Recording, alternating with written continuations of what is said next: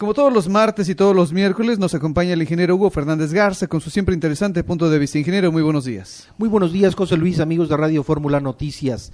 3 datos alarmantes han salido a la luz durante la última semana. En el primero de ellos, la consultora regional A-Regional dio a conocer que durante los últimos 6 años la deuda pública de los estados y municipios en México se incrementó en 98%, pasando de 175,000 millones en 2006 a más de 347,000 millones a marzo de este año, José Luis. Y aunque reconoce que hasta el momento solo Michoacán presenta inviabilidad en el pago de su deuda, también desliza un comentario esclarecedor. Es necesaria una reforma jurídica que regule la deuda a corto plazo de los estados y los municipios.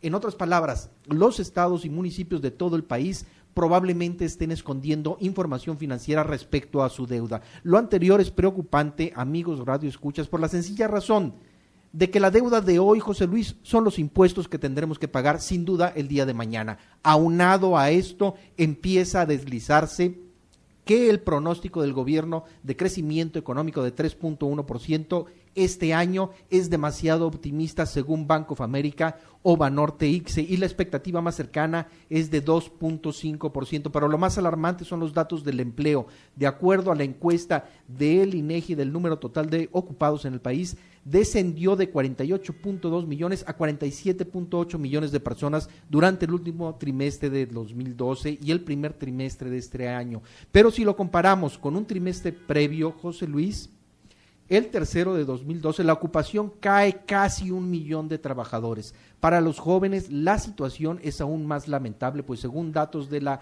OCDE, el 25% de las personas entre 15 y 29 años en México no estudian ni encuentran un empleo. El escenario es desolador. En este contexto de desastre, nuestros políticos ondean con más fuerza la bandera de las reformas estructurales y se preparan para llevar a cabo de manera conjunta una reforma energética y fiscal, pues según dicen, el futuro económico del país depende de ellas. Para esta batalla, cada partido político empieza a tomar su postura. Por el lado del PAN, cuyo desastre interno promovido por Ernesto Cordero para seguir controlando, aún sin ser coordinador de la bancada, los 17.5 millones de pesos mensuales que la fracción panista recibe de la Cámara Alta, es un reflejo exacto de lo que se mueve a este partido. Su postura empieza a ser clara. Cordero ya le avisó al presidente Peña Nieto que si su intención es modificar la Constitución para realizar una reforma energética de fondo, puede contar con los votos que él controla en la bancada panista, que son 23 de los 38 senadores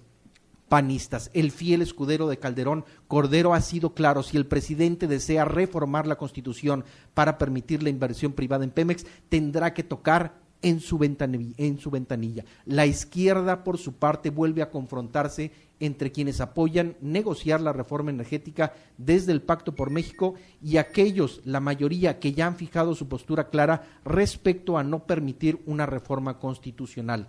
Mientras tanto, el gobierno federal observa con una prudente lejanía.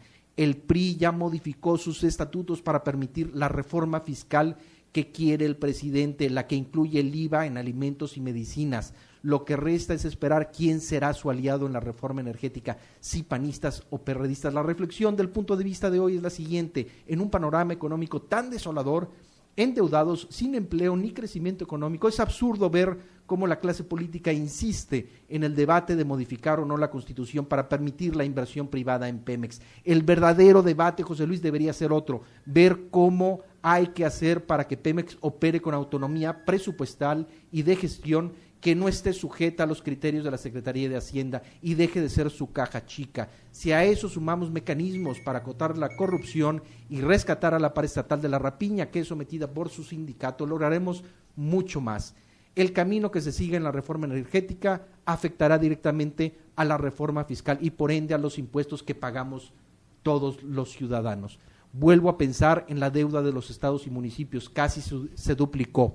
Pienso en la impunidad y los millones de pesos que fueron desviados por los partidos políticos para sus cuentas personales o proyectos electorales. Una sentencia es muy clara: la deuda de hoy, José Luis, son los impuestos que tendremos que pagar mañana. Hasta aquí el punto de vista del día de hoy. Muchísimas gracias, mi querido ingeniero Hugo Fernández Garza. Te estaremos escuchando la próxima semana. Muy buenos días. Muy buenos días.